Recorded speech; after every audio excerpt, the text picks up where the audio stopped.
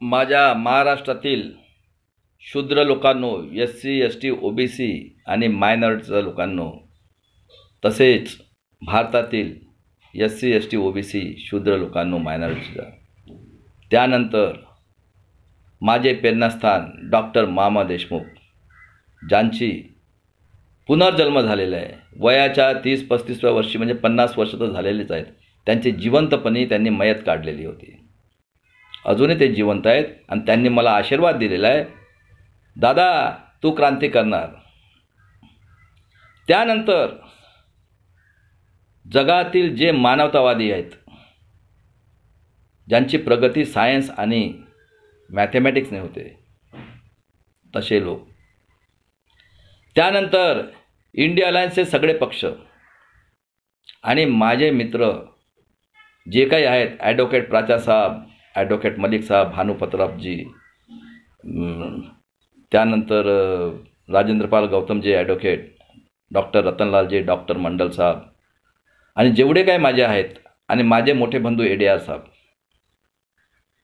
त्यानंतर doctor Vilas Kharat sir.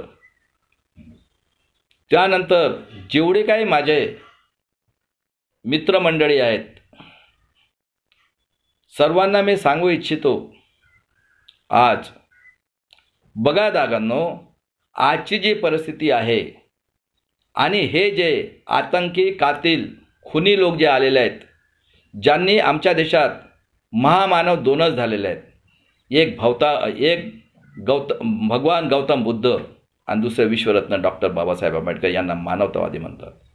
आता मी मानवतावादीचे अगोदर डेफिनेशन सांगतो. जगामध्ये 21व्या सदीमध्ये प्रत्येकाची उन्नती सायन्स आणि टाईम म्हणजे मॅथने होत असते. पण स्वतःची उन्नती आम्ही करू शकतो, पण दुसऱ्याचं वाईट होईल असा विचार आणणे आणि आपल्या बुद्धीचा उपयोग करणे म्हणजे हे पाप आहे, हे तथागतने सांगितलेलं आहे. पण आमच्या देशावर हे खुनी, बलात्कारी, कातील लोक आले आहेत, आर्य. आणि आजचा जो प्रेझेंट अध्यक्ष आहे मोहन भागवत, तो स्वतः म्हणतो की आम्ही 2500 वर्ष अगोदर आलेलो आहे ना, आम्ही जाती व्यवस्था तयार केलेली आहे. तर मी 21व्या सदीचं उदाहरण देतो. आमचा विश्वगुरू म्हणतो की 80 करोड लोक हे 5 किलो देतो म्हणून जगतो, म्हणजे हे जनावरचं जीवन जगत आहे 65% लोक. त्यानंतर बघा 21व्या सदीमध्ये बिमारी आली, आजारपण आलं, तर विश्वगुरू म्हणतो तालीथाला वाजवा. त्यासाठी सायंटिस्ट, डॉक्टर, इंजिनियर आणि हे जे शूद्रातले दलाल, देशद्रोही लोक आहेत, कारण यांच्याकडे हरामाचा पैसा आहे. 15-15, 20-20 पेन्शन, एकेका फॅमिलीमध्ये 5-5 आमदार, खासदार, आणि ग्रामपंचायत, नगर परिषद, कॉर्पोरेशन, आमदार, खासदार, हे भाड खाण्याचा धंदा आहे. भाड कोण खात असते? पुण्यात लोकांना खूप चांगला माहीत आहे. आणि त्यानंतर तो म्हणतो विश्वगुरू, चला रे, दगडामध्ये प्राण तयार होते. हे चालले डॉक्टर, इंजिनियर, आमच्या आया बहिणी, आणि हे जे भाड खाणारे लोक आहेत, हे गाड्याच्या गाड्या. हे का?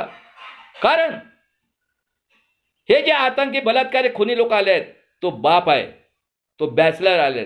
आई जे आहे, जसं महाराष्ट्रात 600 वर्ष, 500 वर्ष आमच्या इथं पेशवाई आलेली आहे. पेशवाईचा अर्थ काय आहे? हा ब्रह्माच्या तोंडातून दिलेला बाप, आणि आई हे क्षत्रिय, म्हणजे जे आमच्या इथं पेशवाई होती ती. 600 वर्ष झाले, 500 मिनिमम झालेले आहेत. आणि बघा, तुम्हाला मानसिक गुलाम जन्माला आला तोच सांगणार, 90% राक्षसगण, ठीक आहे. कॅलेंडर तोच बनवणार. तुम्ही इंटरव्ह्यू दिला, रिटर्न एक्झाम, तुमचं इंटरव्ह्यू पर्सनल तोच घेणार, आणि मेल्यानंतर किती वाजता पेटवायचं तोच सांगणार. तर मला आहे ना, पहिला प्रश्न विचारायचा, जगामध्ये असं कुठं ब्रह्मा पैदा झालेला आहे का? किंवा एखादी स्त्री आहे का की तो जन्मतः देवाचा अवलाद होतो आणि तो जे म्हणाल ते आम्ही करतो? म्हणजे ही गुंडेशाही आहे की नाही?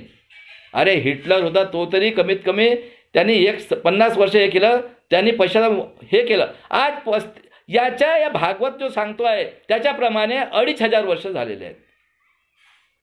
आणि आजची परिस्थिती जगामध्ये आहे का कुठं असं? अमेरिकेमध्ये काळा पांढरा होता, त्यांनी निग्रोला पकडून आणलं, त्यांनी बघा ओबामा साहेबांना 2दा प्रेसिडेंट केलं. जगामध्ये पैदा होता बरोबर डुकरं, कुत्रं, गिधाड, गधा, अशी उपमा आहे कुठं? जगामध्ये माणसाला जगायला 3च वस्तू लागतात दादा, अन्न, वस्त्र, निवारा. हे समुद्रात फेकतात. आणि आमचा विश्वगुरू म्हणतो की 80 करोड लोक 5 किलोने जगतात. म्हणजे 65% लोक हे जे जनावरचं जीवन जगत आहेत, हे कधी मरू शकतात.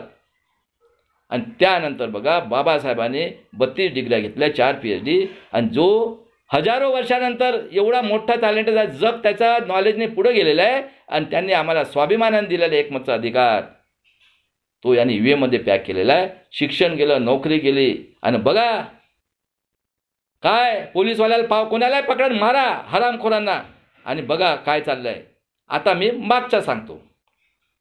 हे लोक आलेत, आर्य लोक बाहेरच्या देशातनं, खुनी, बलात्कारी, अत्याचारी.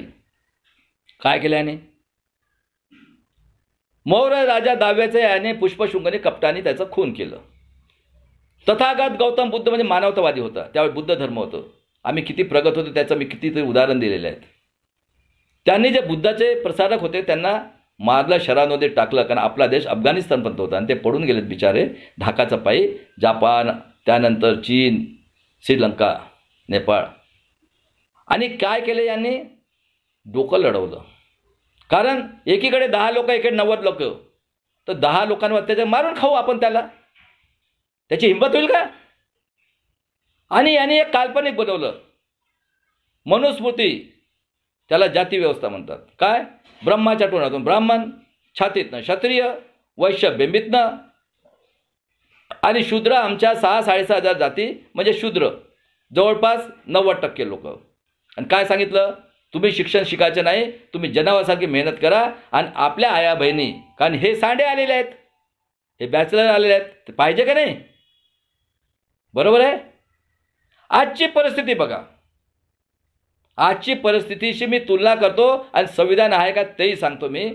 जर खरं असेल आणि काही डाऊट असेल तर माझं नाव चंद्रकांत सहारकर आहे. मी नंबर 7499432896. आणि भारतातील जेवढे सोशल स्टडी आहेत आणि ज्यांना पॉलिटिकलचं अभ्यास आहे त्यांनी मला फोन करायचं.